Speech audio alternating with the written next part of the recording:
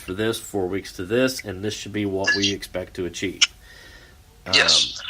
So, but I like the idea of getting people involved and getting them to do something, as opposed to sit around and take medications and things like that. And you know what? We'll just go off on the soapbox here because you brought it up, and now it's all your fault, Patrick. But we talk about kids on the playground, and I was going to bring this up earlier. We were talking about injuries and talking about mobility. And one thing I think a lot of strength and conditioning coaches these days in the high school level screw up is they don't train their athletes properly. So I have seen a trend, and I would love to sit down and do an analysis, a percentage of increase over the years of kids with torn ACLs, knee injuries. I mean, it seems like anymore knee and shoulder, which I now have a better mindset with the shoulder stuff, but it amazes me that you can take a 15, 16, 17-year-old kid and then all of a sudden we start seeing knee injuries in basketball or volleyball or sports that you used to not see a lot of these. Well, I'll first touch on my personal experience. Okay, right knee. Level 1 TCL tear, level 2 LCL tear, left knee. Grade 2 patella tear, not full, but almost all the way full. I wish it had been full. TCL strain, meniscus degeneration on the lateral side, so that's always great when I squat heavy. Uh-huh. Or climbing up steps on a really cold day. Yeah. Ankles, pretty much most of the lateral ligaments in both of them are pretty much shot due to repeated rolling. Say what? What the heck did you do? Were you a downhill skier or something? I played every sport like it was a full contact sport. And I was usually the smallest. Yeah. But played like I was 6'5", 300 pounds, and it didn't matter. So I had that quasi-kamikaze kind of approach to it. Just everything was either full on or full off. Yeah. But there was, again, no control behind it. So, I messed up. But then touching on, like you said, the amount. Okay, we're having more individuals, by basically breeding, getting together, having kids. Well, those kids are having more kids, and so on and so forth. Right. So you have more of a population coming into school, sports, activities going to be going on. Now, because there's such a huge amount, not only for the numbers to go up along with the extra population, but think about the application of sport. It's just simply go do the drills, keep doing the drills. Now here's the ball or here's the puck, but we're not going to teach anything in terms of corrective modalities, warm-ups, cool-downs, and plus, if you think about it in terms of mobility and stability in different joints, hip and ankle specifically are supposed to be very mobile. Mm-hmm. Knee is supposed to be stable. Mm-hmm. Well, when motor patterns have not been taught at a young age, it's simply just go from sitting on the couch, Nintendo 64, whatever it is out nowadays, to, okay, now you're going to go run for 90 minutes on a soccer field, and as soon as they get done, go sit down at a restaurant, go eat pizza, go back home while chugging a Monster energy drink, and then go sit down in front of your video game system again. Yeah. It's the whole wind up and wind down in the activity. So it's just, you're just setting them up for failure. Like anything, like at a competition I was in Atlanta, at a strongman competition, it was log clean and press away for reps. Uh-huh. In the heavyweight division, maybe took 45 seconds warming up. And I mean 45 seconds, that was him bending down, tying his shoes, going up rapid his knees, and going to go lift the log. You know what happened? He completely destroyed the meniscus in his left knee. Not saying it was coming, but it's like the reinforced habits and time. Yeah. Just it's going to catch up in one way or another. Well, and let's look at it this way too, and share your thought on that. I look at it this way with what I see with a lot of high school sports or youth sports, not necessarily high school, but a lot of athletes get so focused on one primary focus.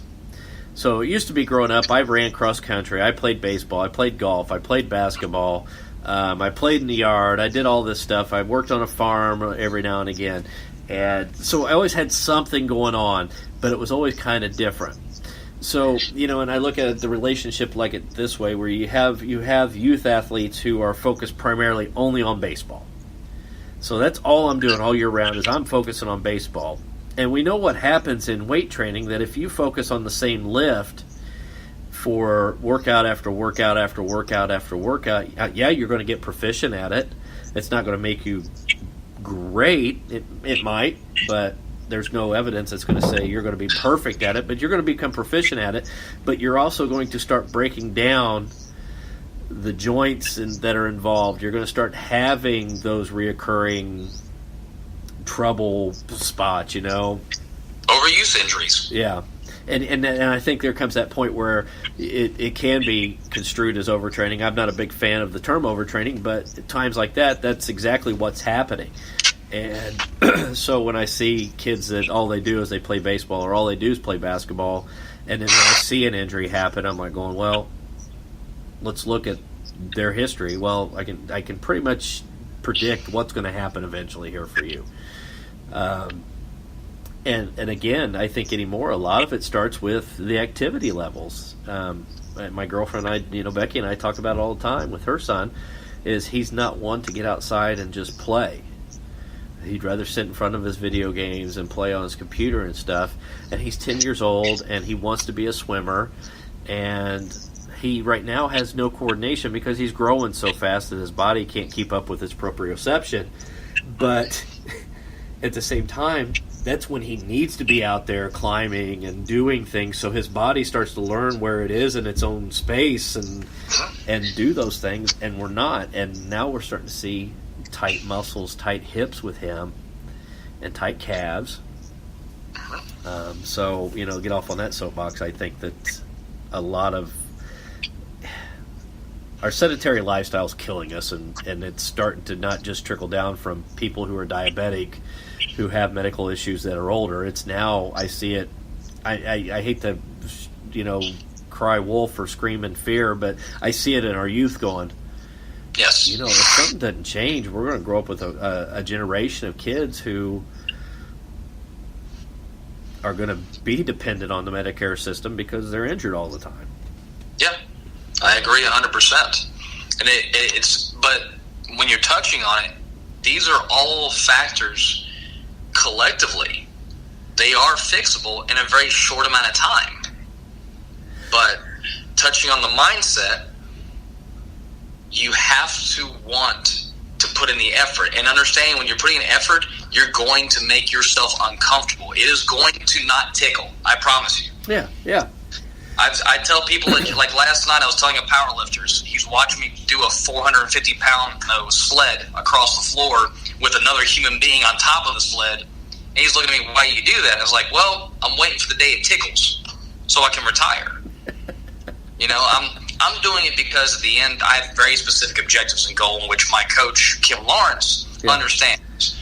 But I also understand there's a very finite point in time in which the intensity I can pursue it. Yeah. But she also understands at the end of that pursuit, I want to walk away from it. I don't want to be so broken down and beaten up. Yeah. And just simply just doing the small things to move. Just move and put an effort to make yourself uncomfortable. Yeah. Because if you do the little bit of uncomfortable time, the amount of time you get to be comfortable... Well, it's so much better. Yes, exactly. Well, and I always laugh because even at my age, I'll still try to squat heavy for me. And so when you have a power lifter ask you, why are you pushing the sled? Man, that'd be the first person I'd recommend that crap to, dude, after you squat and you hit this, you've got so much blood pumping through your legs that your soreness is going to be a lot less, but you're going to crawl out to the car now. And you're going to be able to brag about, my workout was so hard that I crawled to the car. But, I mean, seriously, after a heavy squat session, I may be sore, maybe stiff. I'll need to do my mobility work. But I tell you what doesn't happen. My ankles, my knees, and my hips do not hurt when I'm climbing up and down steps when I'm sitting down in chairs. All that goes away. Whereas if I don't squat, and I've had this happen over the last year and a half because my training's been so off, that if I don't squat, come here, puppy. If I don't squat for a few weeks, quickly I start getting those little nagging little pains that are associated with old age, and where a good squat session usually clears them up for me. Yes. But, you talk about wanting to work for it, and I think that's a mindset that I don't think coaches today for youth sports, I don't think they're allowed to try to convey that to them. I mean, I remember playing sports, and, man, coaches were hard on us. I mean, our practice sessions were just, they were grueling, and loved to hate them.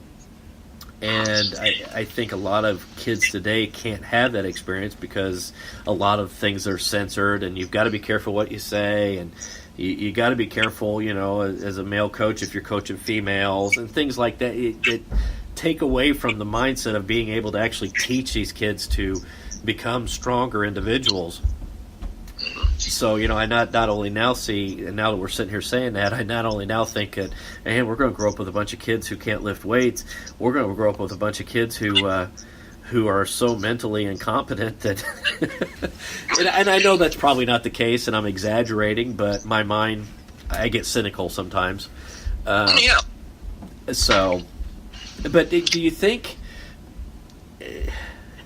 could we start teaching the children to weight train at an appropriate age to help benefit their sport, but also help them to understand that this is going to enhance their quality of life? Because I love the Mark Ripito quote of, stronger people are harder to kill, and generally they're more useful.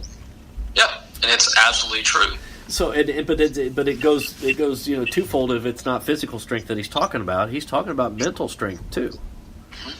I will use now granted, I'm a bit of a fanboy, so I'm quoting someone I look up to, admire, and is like, he can do no wrong in my eyes. But he goes affectionately by Misha Kuklayev. Kuklayev. Yeah. Oh, yeah. But understand that he came from the old Soviet CCCP, application of Olympic lifting. Yeah. But when during his studies, it wasn't just the lifting. They taught him Russian philosophy. They taught him, here's your instrument, here's the accordion. I don't know how they play the accordion, but they taught him how, because they understood that if you exercise different parts of the brain, it helps with the carryover. You train a well-rounded individual mentally and psychologically, so when pressure situations come up, they're already tempered for it. Yeah.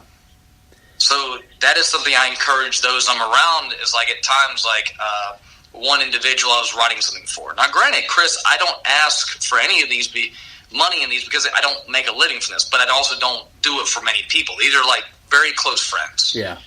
And all I'm telling them, like, understand, I'm an idiot. I understand. I'm one of the last people in the world, but I have been put in situations to be around people and to learn directly and under the wing of people who are vastly more intelligent, who can know how to apply these things, and are very brilliant in getting these things across.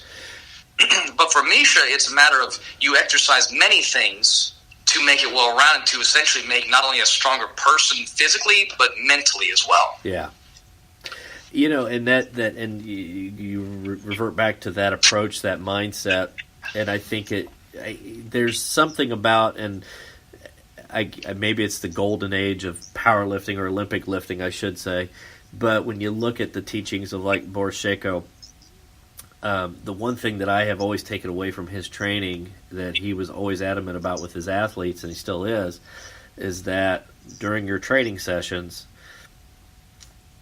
the way that he mentally prepares people in one aspect is he will never allow them to miss a lift. He will always program them enough that they're going to get the work in that's going to make them successful without missing lifts and training sessions, because in his thought process is that when you miss a lift in a training session, it starts to plant those seeds of doubt. So when it comes time to perform, you never want that seed of doubt. And that's a very, very tough mental barrier to break through, that I see people pushing so hard in training. Look at me, I hit this 1 rep max. Well, that's great, but come competition day, are you really going to be able to hit that 1 rep max?